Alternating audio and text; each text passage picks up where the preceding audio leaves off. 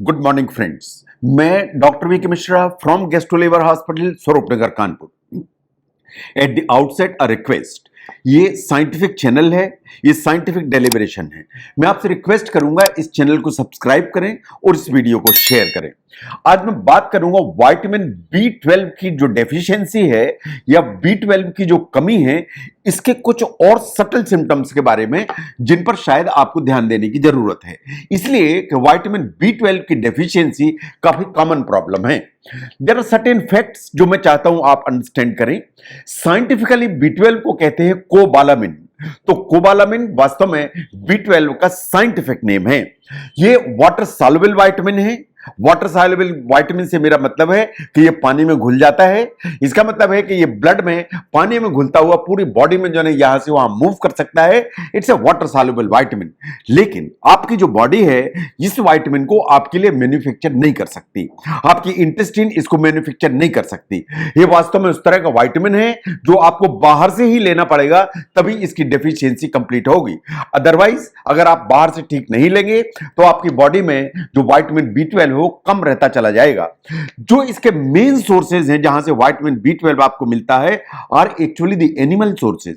जो animal sources हैं उनमें ही सबसे ज्यादा विटामिन B12 होता है। एक बार B12 आपकी बॉडी में पहुंचा तो ये वाटर सॉल्युबल, लेकिन ऐसा नहीं है कि आपने एक दिन खाया तो आज ही का काम चलेगा और अगर कल नहीं खाया तो कल के लिए विटामिन B12 नहीं है। साइंटिफिकली ऐसा माना जाता है कि जो विटामिन B12 आप लेते हैं आपकी बॉडी में 4 साल तक स्टोर रह सकता है, 4 इयर्स। तो ऐसा नहीं है कि आपने 3 दिन विटामिन B12 कंज्यूम नहीं किया तो आपको B12 की डेफिशिएंसी हो जाएगी। इसलिए कि इसका टोटल स्टोरेज का जो टाइम है या ड्यूरेशन है इज अप्रोक्सीमेटली 4 इयर्स। तो आप लगातार अगर B12 डेफिशिएंट डाइट लेते हैं, लगातार आपकी बॉडी को B12 नहीं मिलता है तो over a period of time B12 की कमी होती चली जाती है, but it takes time. Now अगर हम ध्यान से देखें तो ये बहुत इंपॉर्टेंट न्यूट्रिएंट है। इंपॉर्टेंट न्यूट्रिएंट से मेरा मतलब है आपकी जो बॉडी में ब्लड सेल्स बनती हैं या रेड ब्लड सेल्स बनती हैं उनमें B12 इज वेरी इंपॉर्टेंट। अगर ये नहीं है तो इनका फॉर्मेशन हैम्पर हो जाता है, इनका जो फॉर्मेशन है वो अप टू द मार्क नहीं होता है एंड आपको डायमॉर्फिक या मेगालोब्लास्टिक जो एनीमिया है उसका होने का डर बढ़ जाता है। नंबर 2, आपकी बॉडी में जो DNA होता है या जो जीन्स होती हैं इनके फॉर्मेशन के लिए जो विटामिन B12 है इज इक्वली इंपॉर्टेंट। नंबर 3, आपका जो ब्रेन है, आपके जो नर्व्स हैं, इनके जो ऊपर की जो शीत होती है उनको बनने में और इनके नर्व्स के ब्रेन की फंक्शनिंग में B12 बहुत इंपॉर्टेंट रोल प्ले करता है। तो इसलिए B12 बहुत इंपॉर्टेंट विटामिन है। नाउ B12 को अगर हम ध्यान से देखें तो ये सबसे ज्यादा एनिमल प्रोडक्ट्स में पाया जाता है जो हम यूज करते हैं।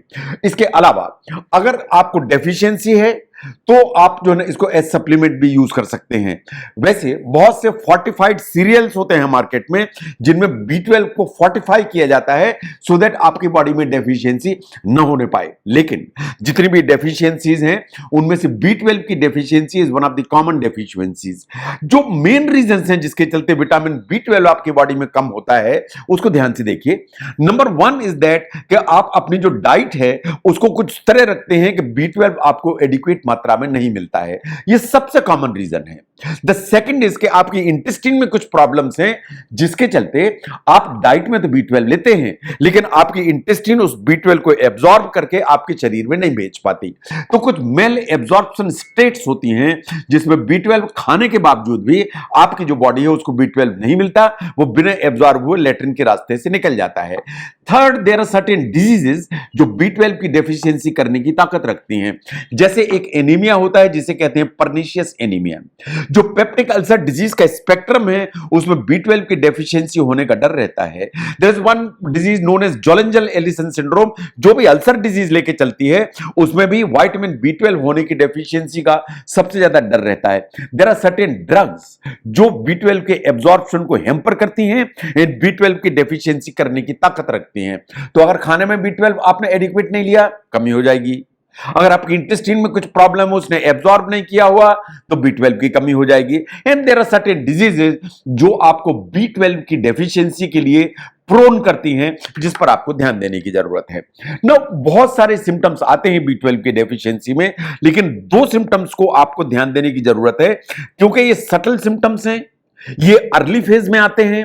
अगर इन्हें आप ध्यान देते हैं और इनको एड्रेस करते हैं तो जो B12 की डेफिशिएंसी है उसको बैलेंस किया जा सकता है और सभी सिम्टम से बाहर आया जा सकता है। तो इसलिए जो अर्ली सिम्टम्स हैं उनको पहचानना, उनको एड्रेस करना, ये आपकी जिम्मेदारी बनती है।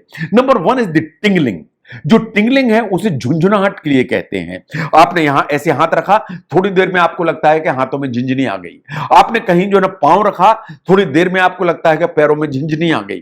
या ये जो झुंझुनी होती है जिसे टिंगलिंग कहते हैं, ये tingling basically is the early sign of vitamin B12 deficiency. और विटामिन B12 की डेफिशिएंसी और आगे बढ़ेगी तो सेकंड सिम्टम अपीयर हो जाएगा जिसे कहते हैं नंबनेस। नंबनेस का मतलब है हाथ का या पैर का सुन्न हो जाना। तो ऐसे जैसे मैंने रखा तो पहले टिंगलिंग नमनेस आएगी, इसमें झुंझुनी जैसी आएगी, और अगर मैंने इसको एड्रेस नहीं किया तो over a period of time जैसे ही मैंने हाथ रखा, हाथ मेरे सुन्न होने लगेंगे। तो tingling, numbness, these are the earlier signs जो विटामिन B12 की डेफिशिएंसी की तरफ इंडिकेट करते हैं।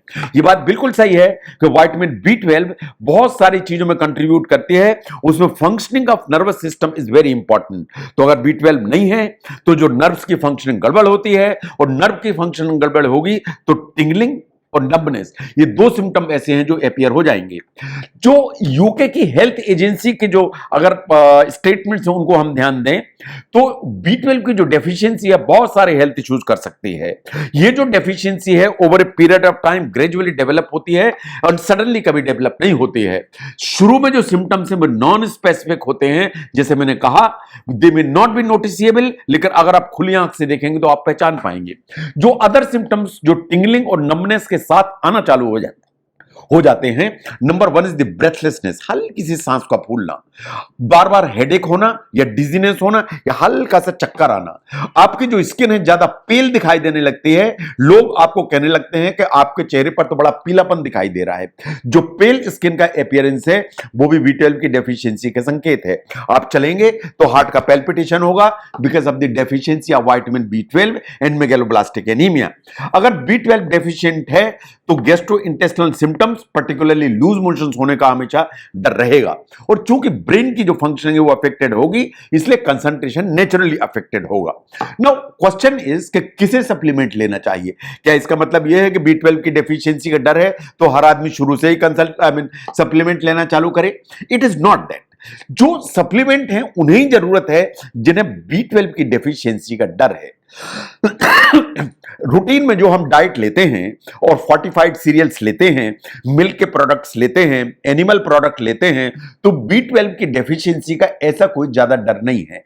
लेकिन as per the national academy of medicine अगर हम रिकमेंडेशंस को देखें, जिन लोगों की उम्र 50 साल से ऊपर है, जिन लोगों की उम्र 50 साल के ऊपर है, उन्हें ऑन अ रेगुलर बेसिस या तो फोर्टिफाइड फूड इस्तेमाल करना चाहिए या बीच में आपको सप्लीमेंट्स यूज करना चाहिए। क्योंकि जैसे आपकी एज बढ़ती है तो आपकी जो इंटेस्टाइन है B12 को पुअरली एब्जॉर्ब करती है, और चूंकि पुअरली एब्जॉर्ब करती है तो B12 की डेफिशिएंसी होने की संभावना 50 साल की उम्र के बाद बढ़ जाती है। अब दैट इज सो, तो फोर्टिफाइड सीरियल्स इस्तेमाल करें एंड जहां पॉसिबल है वहां सप्लीमेंट इस्तेमाल करें। पर्टिकुलरली अगर आपने अपनी डाइट में इन चीजों को एलिमिनेट कर दिया है, से फॉर एग्जांपल आप मीट बिल्कुल नहीं खाते, आप डेयरी प्रोडक्ट्स बिल्कुल नहीं लेते, आप फोर्टिफाइड सीरियल्स नहीं लेते हैं, आप कंप्लीटली वेगन हो गए हैं, तो इसका मतलब यह है कि आपको जो ना सप्लीमेंट है वो डेफिनेटली लेने की जरूरत है, नहीं तो B12 की डेफिशिएंसी होगी। इसके लिए आपको अपने डॉक्टर से बात करने की जरूरत है। जैसा अभी तक मैंने कहा कि जो अच्छे सोर्सेज हैं विटामिन B12 के, उनको भी एक बार ध्यान से देखिए। जो बेस्ट सोर्सेज हैं विटामिन B12 के, number 1 are the beef, pork, ham and poultry. ये जो नॉन वेज प्रोडक्ट्स हैं या जो एनिमल प्रोडक्ट्स हैं, दीज आर द वंस जिनमें B12 काफी मात्रा में होता है। लेम्ब, इसमें काफी मात्रा में B12 होता है। जो फिश हैं सभी में B12 अच्छी मात्रा में होता है। जो फिश सी फूड्स लोग खाते हैं in the coastal areas, they are also the B12 की अमाउंट है वो काफी ज्यादा होती है। जो डेयरी प्रोडक्ट्स हैं जैसे मिल्क है, चीज है, योगर्ट है, इसमें जो B12 की अमाउंट है वो ठीक मात्रा में होती है। जो एग्स का जहां तक सवाल है, egg including egg yolk, they are very good sources of vitamin B12। तो जहां तक B12 का सवाल है, is very important vitamin for our body.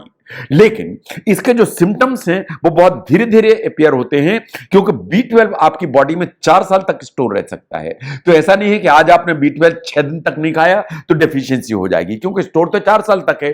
लेकिन कुछ सिम्टम्स जो है बहुत सटल फेज में आना चालू होते हैं।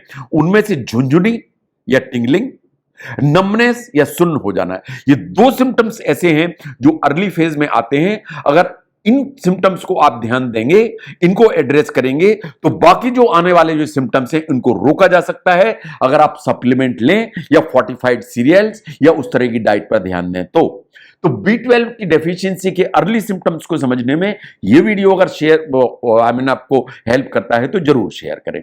मैं doctor V K Mishra from Gastro Liver Hospital, Swaroopnagar, Kanpur. Thank you very much.